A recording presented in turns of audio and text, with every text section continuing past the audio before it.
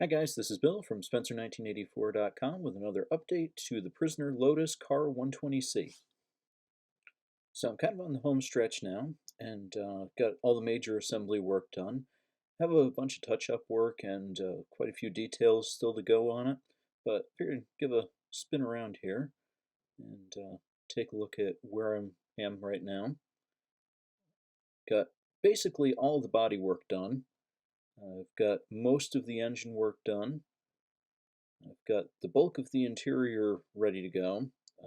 Do still need to add the dashboard to it. That's in the paint booth drying right now.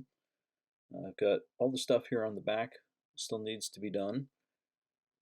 And of course, all of the 3D printed parts, which include the wheels, the license plates, the taillights. But overall, it's a good kit.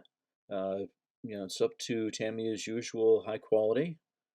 Take a look here and you can see everything fits together. Nice, delicate components, just exactly like you'd expect on it.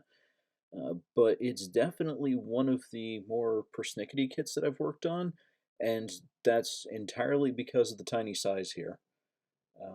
There's just so much going on in such a small space that it's even trickier than the Minis, the Fiat, the Subaru 360 that I've done.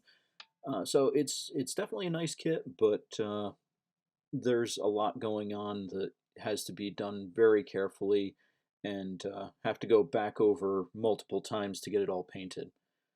But yeah, other than that though, very happy with the kit.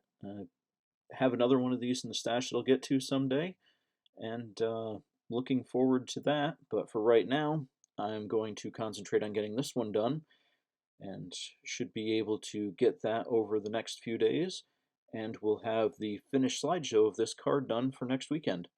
So check back then, and thanks for watching.